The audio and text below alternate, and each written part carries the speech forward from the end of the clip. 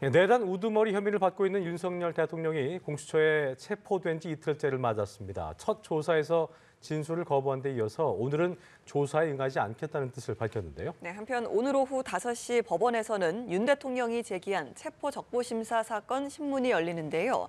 체포 자체에 대한 적법성 여부를 가리는 심사인 만큼 윤 대통령 조사에 큰 변수가 될 전망입니다. 관련 내용은 임주혜 변호사와 함께 짚어봅니다. 어서 오십시오. 네, 안녕하세요. 예. 어제 윤석열 대통령이 공수처 조사를 받고 서울구치소에서 하룻밤을 보냈고요. 공수처가 오후 2시부터 오늘 재조사를 진행할 계획이었는데 대통령 측이 이제 어제 충분히 얘기를 했으니까 조사에 나가지 않겠다는 뜻을 밝혔습니다. 일단 공수처는 기다려보겠다는 입장입니다만 조사에 응할 가능성은 어렵다고 봐야겠습니까? 네, 조사에 응할 가능성은 좀 낮아 보입니다. 그럴 수밖에 없는 것이 윤석열 대통령 측이 일관되게 주장하고 있는 입장이 있습니다. 공수처에서는 이 내란죄에 대한 수사권을 갖고 있지 못하고 그렇기 때문에 이 공수처가 지금 신청하고 서부지방법원에서 발부해준 이 체포영장의 적법성 자체를 문제 삼고 있기 때문에 어제 결국 체포영장에 대한 집행이 단행이 되었고 공수처로 지금 갔지만 이것은 무력 충돌을 피하기 위한 것이지 공수처의 수사를 인정하는 것이 아니다라는 점을 다시 한번 언급을 했거든요. 예. 그런 상황에서 어제 공수처의 조사가 있었지만 실질적으로 이제 묵비권이라고 하죠. 진술 거부권을 행사한 것으로 알려져 있습니다. 뿐만 아니라 이 진술 거부권을 행사해도 이 조서라는 것이 이제 기록이 되게 되는데 그러니까 이 공수처의 이 검사는 질문을 했겠죠. 그럼 그에 대한 답변이 적히게 되고 이것이 나중에 재판에서 증거 능력을 갖게 되려면 날인이 필요한데 이런 부분에 대한 조서에 대한 열람이나 날인도 진행하지 않은 것으로 전해지고 있습니다. 이제 그런 상황에서 이제 일단 서울구치소로 갔고요. 오늘 오전에 다시 조사가 진행될 예정이었지만 일단 오전 조사는 건강상의 이유로 연기를 요청했고 그래서 2시에 다시 조사가 재개될 예정이었는데 이제 이 부분도 어제 충분히 내 입장을 밝혔기 때문에 조사에 응하지 않겠다고 밝혔습니다. 공수처 입장에서는 이미 체포영장이 발부가 되었기 때문에 그러니까 강제로 공수처로 데려오는 인치 같은 부분을 생각해 볼 수는 있겠지만 이 현직 대통령의 신분 같은 부분도 고려를 해야 할 것 같고요. 서울구치소로 공수처 인원들이 방문을 해서 조사하는 방안들도 가능은 한데 아직 이런 부분은 고려하고 있지 않다 이렇게 공수처에서 지금 밝히고 있습니다. 예, 말씀하신 것처럼 당초 건강상의 이유로 오늘 오전에 연기를 요청을 했고 공수처에서도 이를 받아들여서 그러면 오후 2시에 재조사를 하겠다라고 한 건데 돌연 조사에 불응하겠다라고 뜻을 밝혔단 말이죠. 그 배경을 좀 짚어본다면요. 체포적부심 결과를 좀 기다리고 있는 것 같습니다. 원래 당초에 어제 낮만 해도요. 윤석열 대통령 측의 변호인단이 체포적부심은 고려하고 있지 않다고 했었습니다. 하지만 어제 윤석열 대통령이 공수처 조사를 마치고 체포적부심을 서울중앙지법에 제출했다. 이렇게 다시 입장을 바꿨거든요. 보통 일반적인 경우라고 한다면 이 체포적부심 같은 경우에는 체포영장을 발부한 법원에다가 내게 됩니다. 하지만 법적으로 검토를 해보면 이 체포적부심을 신청할 때 반드시 해당 영장을 발부한 법원에다가 신청하도록 하는 그런 규정은 존재하지 않습니다. 그렇기 때문에 아마도 윤석열 대통령 변호인단 측에서 법리 검토 등을 좀 진행했을 것 같고요. 서부지법이 아니라 서울중앙지법에 체포적부심을 신청해도 무리가 없다는 판단하에 입장을 선회해서 체포적부심사를 서울중앙지법에 신청을 하게 된 것이라고 보고 있습니다.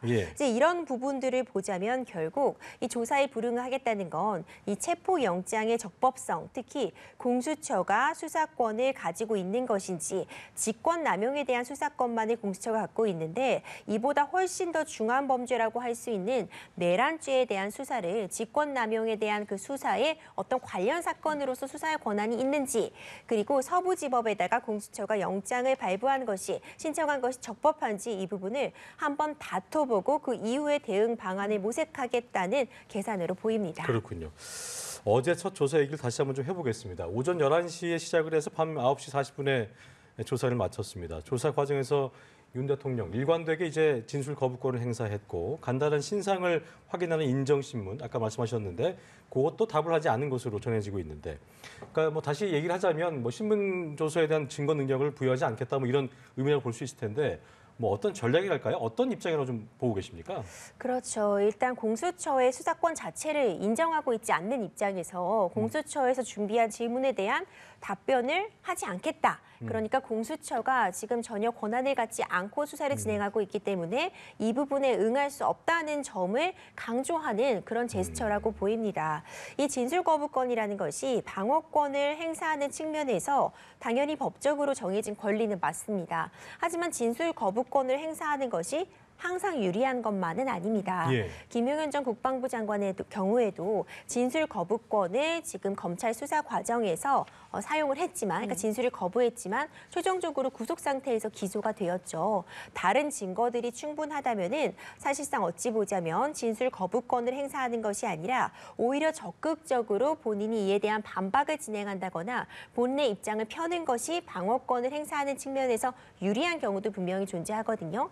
하지만 윤석열 대통령 같은 경우에는 지금 공수처의 수사 권한 자체를 문제 삼고 있고 이 지금 수사의 전 과정이 불법적으로 진행되고 있다는 점을 계속해서 주장을 하고 있기 때문에 공수처의 수사에 응하지 않겠다는 의미를 이렇게 묵비권 행사 그리고 열람이나 날인 거부 이런 경우들 그리고 오늘 이 수사 거부로까지 이런 부분을 통해서 지금 본인의 입장을 펴고 있다고 볼 수 있습니다. 예, 말씀하신 것처럼 조사가 끝나고 조사 열람이나 날인 역시 하지 않았고 이걸 변호사가 대리인 자격으로 했다라고 전해지고 있잖아요.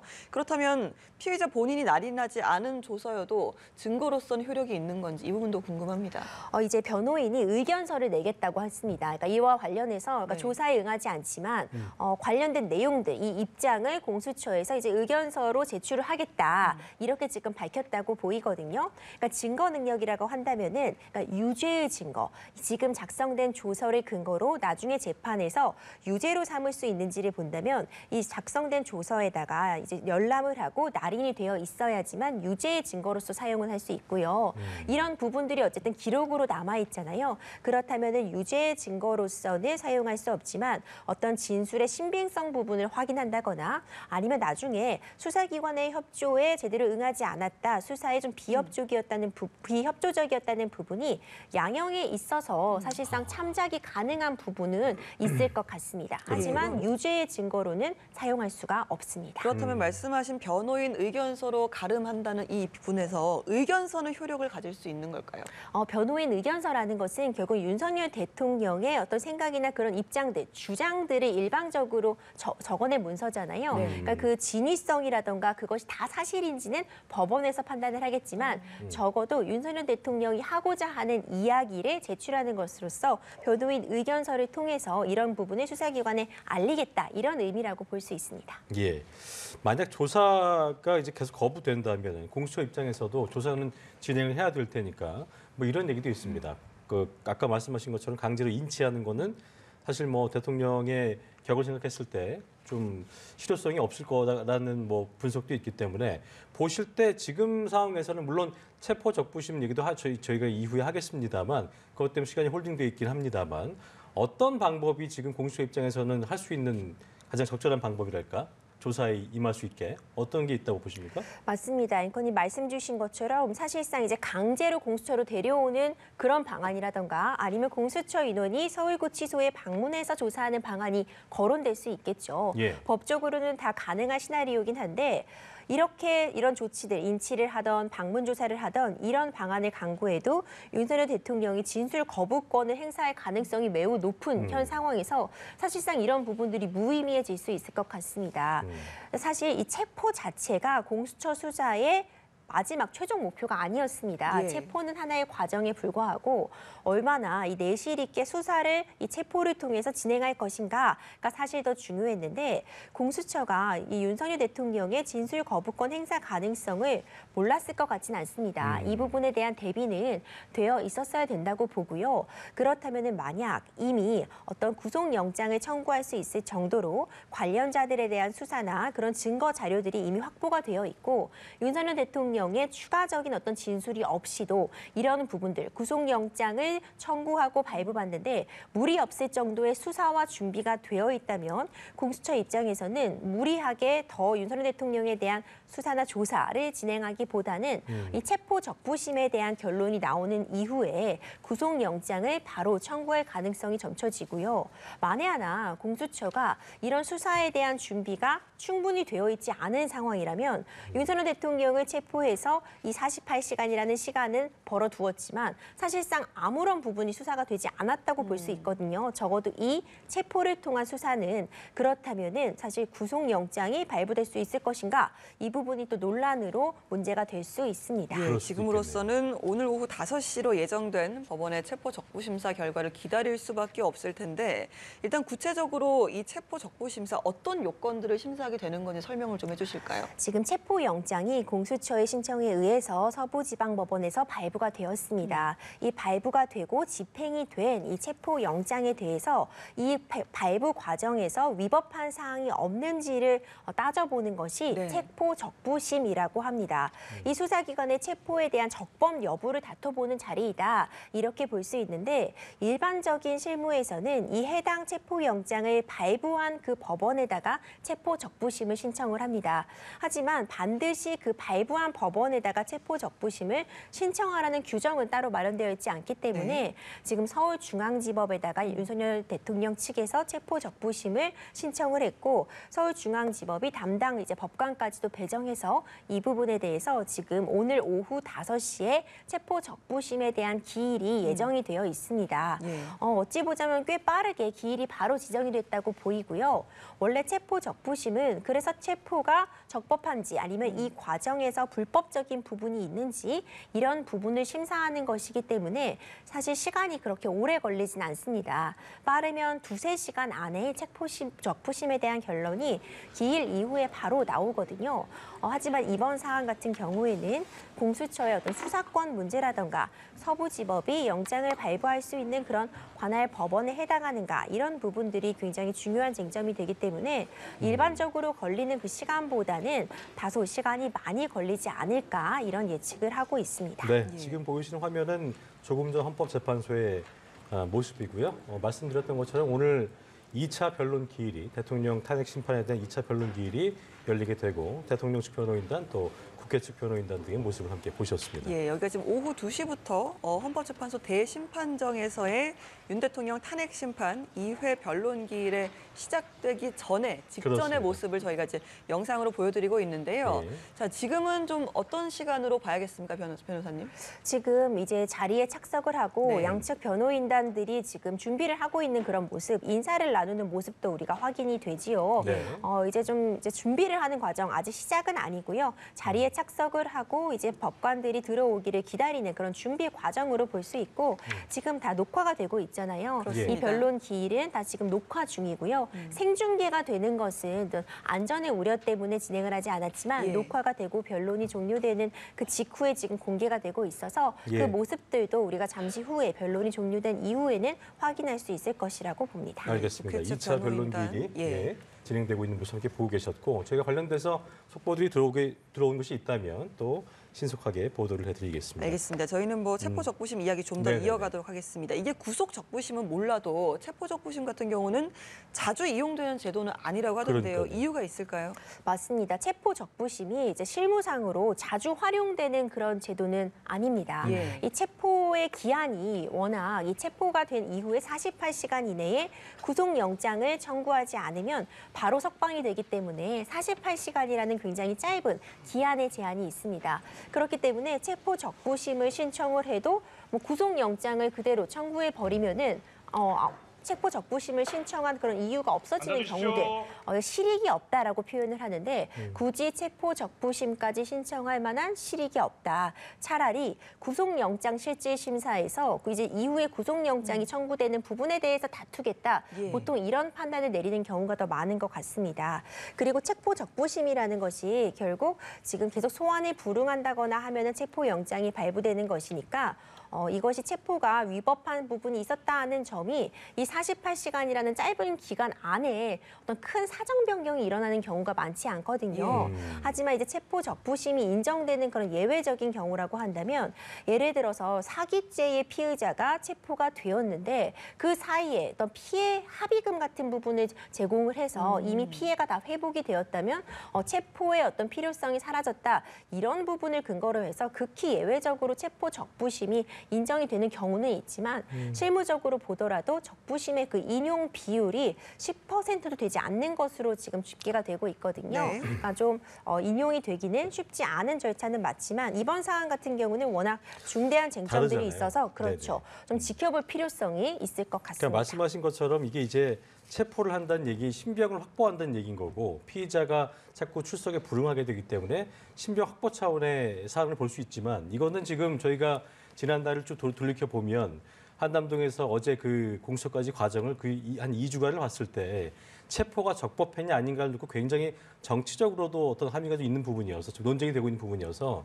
그렇기 때문에 저희가 이제 좀 눈여겨봐야 되는 부분인 건데 체포 적부 심사에 공수처 검사가 직접 출석할 거라고 입장을 밝힌 상황에서 윤 대통령이 직접 참여할 가능성도 제기가 되고 있는데 만약에 양쪽 모두 참석을 한다면 좀 어떤 그림을 예상해 볼 수 있을까요? 그렇죠. 이제 양쪽 모두 참석을 한다면 적어도 윤석열 대통령의 변호인단은 참석을 하겠죠. 직접 만약 출석을 하거나 한다면은 이 체포가 왜 부적법한지, 왜 적법하지 않는지는 계속해서 언급을 하고 있습니다.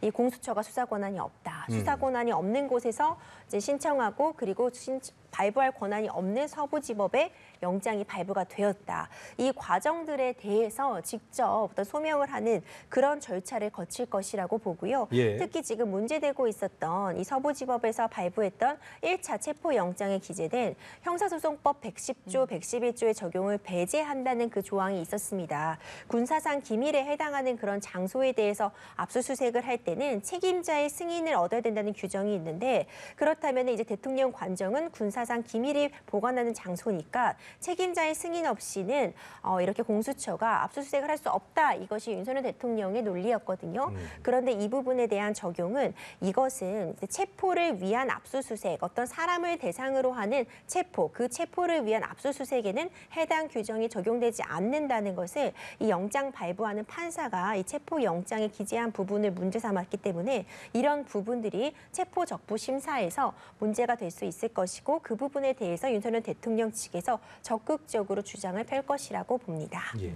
자, 체포 적부심을 체포 영장을 발부한 서울 서부지법이 아니라 중앙지법에 청구를 한 점 이 예. 부분 좀 짚어봐야겠습니다. 계속해서 대통령 측에서는 중앙지법을 고집을 하네요. 그렇습니다. 서울중앙지법에다가 청구를 했습니다. 이 윤석열 대통령 측에서는 이런 선택을 하는 것이 타당하다고 볼 수밖에 없는 게 지금 서부지법에서는 두 차례나 윤석열 대통령에 대한 이 체포영장을 발부를 했습니다. 네.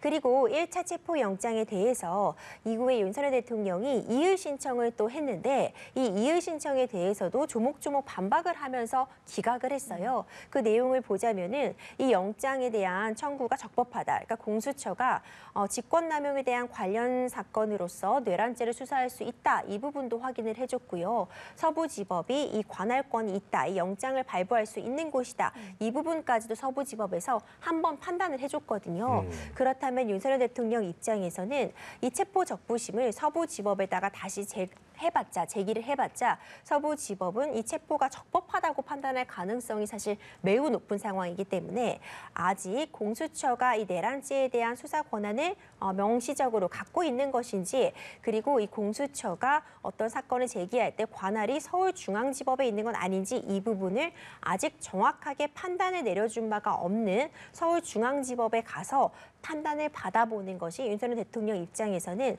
본인이 원하는 판단을 받을 가능성이 더 높다 이렇게 평가한 것 같습니다. 예, 그럼 아직은 예측의 시간입니다만 중앙지법에서는 체포 적부심사 어떤 결과가 나올지 한번 예측을 좀 해볼까요? 네, 그 부분은 사실 매우 어렵습니다. 네. 앞서 말씀드린 것처럼 체포 적부심의 인용률은 극히 낮습니다. 예. 그러니까 지금 이미 법원에서 이 부분이 문제 없다고 한번 판단을 받아서 그래서 영장이 발부된 발부된 것이기 때문에 체포영장이 발부가 됐는데 그 과정에서 위법 사항이 이 짧은 시간, 48시간이라는 지금 조사가 진행되고 있는 이 와중에 어떤 사정 변경이 생긴다거나 아니면 그 가운데 법리적인 해석을 달리할 만한 부분이 생기기는 어려울 수 있거든요. 다만 이번 사건 같은 경우에는 뭐 공수처, 검찰, 경찰 이렇게 애초에 이 세 기관의 수사기관이 내란죄, 특히 윤석열 대통령의 피해자로서 좀 공격적으로 서로 수사를 하려다가 수사권 조정이 있었고 그 과정에서 공수처에서 윤석열 대통령에 대한 수사를 담당하게 되었는데 윤석열 대통령이 이 수사 권한이 없음을 문제 삼고 있고 그렇죠. 그리고 이 공수처의 이 재판권, 이 관할이 과연 서부지법인가 중앙지법인가 이 관할에 대한 문제를 삼고 있기 때문에 수사권의 문제나 관할에 관한 문제는 법적으로 한번 다퉈볼 만한 이런 부분이라고 볼 수 있어서 과연 중앙지법에서는 어떤 판단을 내릴지 그 결과에 따라서 만약 지금 중앙지법에서도 많이들 예측하는 것처럼 체포영 적부심에 대해서 기각 결정을 내린다면 네. 다시 한번 공수처가 수사 권한을 갖고 있고 이 영장이 적법하다는 부분을 법원을 통해 확인을 받은 것이기 때문에 윤석열 대통령 입장에서는 계속해서 수사를 거부하기 매우 어려운 사정에 놓일 수 있고요. 반면 만약 서울중앙지법에서 체포 적부심이 인정이 된다. 예. 이 체포가 문제가 있었다. 내지는 공수처가 수사권을 갖고 있지 않다. 이런 판단을 만약 내려준다면요. 완전 상황이 또 윤석열 대통령에게는 반전의 기회로서 삼을 수 있는 부분이라 이 결과에 대해서 좀 촉각을 곤두세울 필요 있을 것 같습니다. 예, 지금 자, 들어온 소식을 예. 좀 전해드리겠습니다. 공수처에서 들어온 소식인데요. 윤 대통령 측에서 오후 2시 조사에는 불출석하겠다 의사를 전달해왔고 또 윤 대통령 측에서는 입장에는 변화가 없다는 취지다라는 내용을 전해왔다고 공수처에서 밝혔습니다. 지금 시각이 2시 23분이니까 이미 뭐 그렇습니다. 2시가 지난 상황이고 윤 대통령 원래 예정되어 있던 불출석 의사는 변함이 없는 것으로 공수처에서도 다시 한번 확인을 해왔습니다. 예, 속보를 만나보셨고요. 일단 아까 변호사께서 말씀하신 것처럼 일단 시간을 넘겼고 다시 조사가 이루어질 가능성이 좀 요원하다는 말씀하셨었는데 어쨌든 이 체포 적부심에 대한 얘기를 저희가 하고 있는 상황인데 또 하나 궁금한 것은 뭐냐면 그렇다면 그 체포 적부심에서 보통 인용률이 낮은데 인용이 된다면 그 이후엔 조사가 어떻게 또 진행이 되는 거예요? 인용이 되면 즉시 예. 석방이 되게 됩니다. 석방이죠. 체포가 문제가 있다는 거니까 일단 체포 상태에서는 풀어나게 되는 거죠. 하지만 체포 적부심은 어디까지나 이 체포에 대한 적법성 여부를 예. 다투는 것이기 때문에 체포에서는 풀려나서 당장 이제 풀려나는 부분을 맞고 결국 구인의 상태에서 벗어나는 것이지만 그 상태에서 공수처가 수사를 또 계속 진행할 수 있는 부분은 맞지만 만약 그런 일이 발생한다면 공수처의 수사권이 굉장히 흔들리게 되는 그런 중차대한 일이 될 것 같습니다. 예, 그렇군요. 5시에 그러면 지금 신문을 시작하는 거잖아요. 그럼 결과는 얼마나 걸릴까요? 결과가 나올 때까지. 보통 신문을 종료하고 빠르게는 2-3시간 안에 체포 적부심은 결론이 나올 수 있거든요. 예. 하루를 보통 넘기지 않는다고 볼 수 있는데 사안의 중대성을 고려할 때 2-3시간으로는 사실 모든 부분을 판단하기 어려울 수도 있다 이렇게 생각이 돼서 오늘 밤 늦은 시간 아니면 날을 넘길 수도 내일까지 있을까요? 날을 넘길 수도 충분히 있을 것 같습니다. 그렇군요. 자, 체포 적부심 판단에 따라서 공수처의 조사도 굉장히 좀 많은 영향을 받겠습니다. 그렇습니다. 자, 그렇다면 조사가 끝나고 구속영장을 청구할 가능성 현재로서는 높다고 봐야겠습니까? 그렇죠. 이제 공수처 입장에서는 일단 체포영장을 발부를 받았고 수사를 진행을 하고 있는 와중에 이제 예정된 수순으로서 구속영장은 청구하리라고 봅니다. 구속영장을 청구하고 구속 상태에서 기소를 목표로 하고 있는 것이라고 보이는데 이게 가능하려면 지금 윤석열 대통령에 대한 조사가 묵비권을 행사함으로써 어떤 내실 있는 조사가 이루어지지 못한다고 해도 충분히 이 조사 없이도 확보할 만한 그런 증거들을 준비해놨을 때 가능한 부분이거든요. 구속영장을 청구를 하고 발부받을 수 있을지 그 이후에 공소가 가능할 정도로 어떤 수사가 마무리됐는지는 공수처가 사전에 얼마나 준비했느냐 그 부분에 따라 달라질 수 있을 것 같습니다. 근데 이제 사실 뭐 구속영장을 아까 말씀하셨던 것처럼 뭔 조사가 이루어져야 이제 구속영장을 청구하거나 말거나 할 텐데 이렇게 묵비권으로 아무런 조사가 못 이루어진 상태에서도 청구를 할 수 있는 거예요? 네, 청구는 당연히 가능합니다.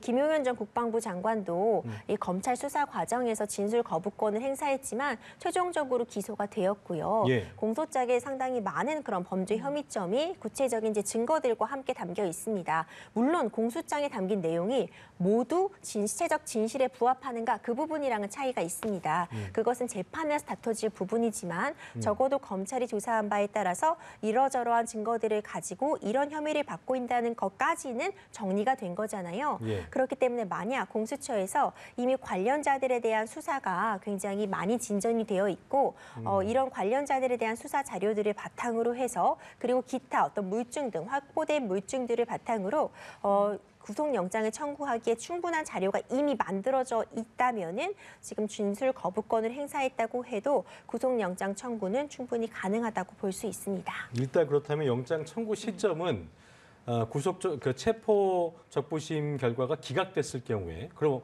그 시점이 바로 이루어질까요? 영장 청구가 어차피 조사는 좀 난망한 상황이기 때문에 바로 이루어질까요? 어떻게 보십니까? 네, 그렇게 될 거라고 봅니다. 이제 체포 적부심 진행 중에는 일반적으로 구속영장 청구를 하지 않는다고 공수처에서도 입장을 밝혔죠.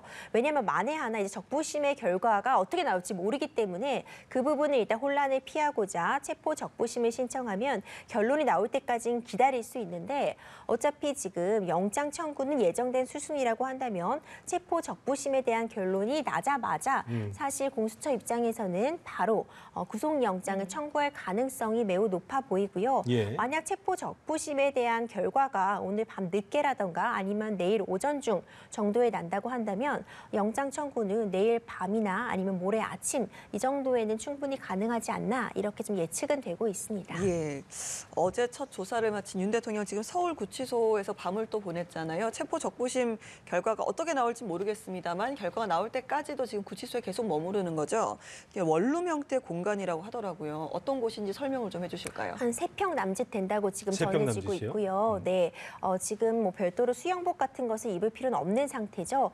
지금 원래 입고 있던 그런 사복을 입고서 지금 이제 일종의 독거실입니다. 다른 사람들이 들어오는 경우가 없기 때문에 여기서 지금 생활을 하고 있는데 당장 생활에 필요한 그런 물품들은 지금 구비가 되어 있습니다. 네. 이 방 안에서 지금 혼자 생활을 하고 있는 것이고요. 경호 문제가 사실 항상 논란이 되고 있습니다. 그러니까요. 지금 현직 대통령 신분입니다. 그러니까 탄핵 심판이 지금 진행 중이어서 직무가 정지되었다고는 하나 현직 대통령 신분으로서 경호를 받아야 하는 부분이 있어서 이 경호를 어떻게 할지에 대해서 서울구치소 측과 경호 이 담당자들 간에 좀 긴밀한 협조가 좀 필요해 보이는 상황이고요. 다만 이 구치소 안에서 어떤 경호 업무를 수행하기는 어려워서 그러니까요. 이런 부분들을 좀 감안해서 일단 이제 혼자 이제 독방이라고 볼 수 있는 공간에서 지금 기다리고 있다, 대기하고 있다라고 표현할 수 있을 것 같습니다. 영장이 발부된다면 현직 대통령으로서 말씀하신 것처럼 처음으로 구치소에 수감이 되는 상황을 저희가 목도하게 될 수밖에 없는 것이기 때문에 만약에 그렇게 된다면 그 경우와 예우에 대한 말씀을 하셨는데 과거 전직 대통령들의 수감 사례가 좀 기준이 돼야 할까요? 좀 어떻게 보십니까? 그렇죠. 그런데 과거에도 전직 대통령 신분이었습니다. 그렇죠. 네. 앞서 현직이 아니고요. 그렇죠. 말씀드린 것처럼 현직 대통령으로는 지금 초유의 사태라고 볼 수 있거든요. 박근혜 전 대통령의 경우에도 탄핵 심판에 대한 결론이 나고 그래서 탄핵이 되어서 전직 대통령의 신분으로서 어떤 검찰의 조사에 응했던 것이고요. 예. 이명박 전 대통령의 사례의 경우에도 이미 임기를 마친 이후에 어떤 검찰의 포토라인 앞에 선 그런 상황이라고 볼 수 있어서 당연히 그런 부분들이 논의가 되고 감안은 되겠지만 현 상태, 그러니까 현직 대통령 신분으로서 지금 체포영장이 집행이 되고 지금 구속영장 청구를 목전에 두고 있는 것은 이전 대통령 사례와 비교해도 굉장히 초유의 사태다 이렇게 볼 수 있습니다. 예, 알겠습니다. 알겠습니다. 저희 조금 전에 2시부터 시작된 현재 대심 판정 모습을 좀 영상으로 보여드리기도 했는데요. 윤 대통령 탄핵 심판 2회 변론 기일이 시작이 됐습니다. 네. 어제 오후에 이제 대통령 측에서 변론 기일 연기를 요청을 했는데 이 부분을 불허를 했더라고요. 배경을 좀 짚어주실까요? 네, 이제 윤석열 대통령 측에서 체포영장이 집행이 되어서 지금 헌재에 변론 기일이 잡혀 있는데 출석이 어렵다. 그렇기 때문에 기일을 연기해달라, 기일을 변경해달라 이런 신청을 어제 냈습니다. 하지만 하루를 남기고서 이렇게 기습적으로, 그러니까 어찌 보자면 윤석열 대통령에게 출석을 하지 못하는 사유가 발생한 것은 분명한 측면이 있지만 이미 1차 변론 기일에도 윤석열 대통령이 불출석했었고요. 헌법재판에 변호인은 선임이 된 상태이기 때문에 변호인이 출석하는 것으로 충분하다. 기일을 연기할 필요가 없다. 이렇게 헌법재판소에서는 판단을 한 것 같고요. 이후에 윤석열 대통령이 3차, 4차 변론 기일에 출석을 바로 할 수 있거든요. 그러니까 오늘은 불출석하더라도 이후에 변호인과 함께 출석을 진행하는 것으로 충분하다고 헌법재판소는 판단을 한 것이라고 보아서 그렇기 때문에 이제 변론 기일을 미뤄달라 이런 주장은 받아들여지지 않았습니다. 네, 첫 번째 변론 기일은 뭐 4분만 끝이 났고 오늘 이제 본격적으로 국회 측과 대통령 측의 쟁점에 대한 법정 다툼이 예상되고 있는데 어떤 부분 특히나 쟁점이 될 것으로 보시는지 좀 들어보겠습니다. 이 탄핵 심판 같은 경우에는 결국 12.3 비상계엄 선포가 헌법상 법률상 위배된 부분이 있는지 그 위반의 정도가 중대해서 대통령 직무를 계속 수행할 수 없을 정도에 이르는 것인지가 쟁점이 됩니다. 특히 지금 가장 문제가 되고 있는 국회를 좀 강제적으로 해산을 하고 진압을 하려고 했던 것인지 선관위에 대해서 어떤 불법적으로 이런 부분들을 점거하려고 했는지 특정 정치인이나 핵심 인물들에 대해서 체포를 지시했는지 지금 문제가 되고 있는 부분들이 있거든요. 예. 이제 이런 부분들에 관해서 과연 어떤 무력으로 국회라던가 선관위를 장악하려고 한 시도가 실질적으로 있었는지 그렇다면은 누구와 언제부터 그런 부분을 준비했는지 이런 점들이 헌법과 법률에 위배되는 부분이 있는지를 결정하는 데 있어서 굉장히 중요하게 작용할 것이라고 보고 이런 부분들이 양측이 서로 증거를 제시하면서 날선 공방을 이어갈 것이라는 예측이 가능합니다. 예, 그렇군요. 그리고 헌법 위반 지적을 받는 포고령 1호에 대해서 김용현 전 장관이 과거 자료를 잘못 베껴온 것이다라고 책임을 돌리기도 했습니다. 이런 주장, 탄핵 심판에는 좀 어떤 영향을 주겠습니까? 이제 윤석열 대통령 변호인단이 의견서를 제출했습니다. 거기에 담겨 있는 내용으로 전해지고 있는데 지금 포고령이라는 것이 사실 크게 문제가 되고 있습니다. 예. 이제 계엄 포고령 이 문서가 사실 다 공개가 되었죠. 계엄을 선포하면서 이 포고령이 공개가 되었는데 문제가 되는 지점들이 있었습니다. 국회의 어떤 활동을 억압하는 부분이라던가 국민의 기본권을 제한하는 것으로 보이는 과도한 제한으로 보이는 그런 표현들이 있는데 이 문서가 사실 굉장히 중요한 게 이 문서가 작성됐다는 사실 자체를 부인할 수는 없습니다. 예. 이미 공개가 되었고 물증으로 남아있는 상태이기 때문에 이 부분의 문제점을 제시한다면 윤석열 대통령 입장에서는 사실 반박할 뚜렷한 근거가 없기 때문에 이것이 윤석열 대통령은 관여한 바가 없다 내지는 지금 김용현 전 국방부 장관이 다른 자료를 참고해 오면서 잘못 뺏긴 것이다. 그러니까 네. 김용현 국방부 장관의 실책이다, 실수다. 이런 식으로 일단 이 포고령 문서에 대해서는 방어 전략을 짰다고 볼 수 있을 것 같습니다. 알겠습니다. 비상계엄 관련 수사와 탄핵 심판 관련 내용들 임주혜 변호사와 자세히 짚어봤습니다. 오늘 말씀 고맙습니다. 고맙습니다.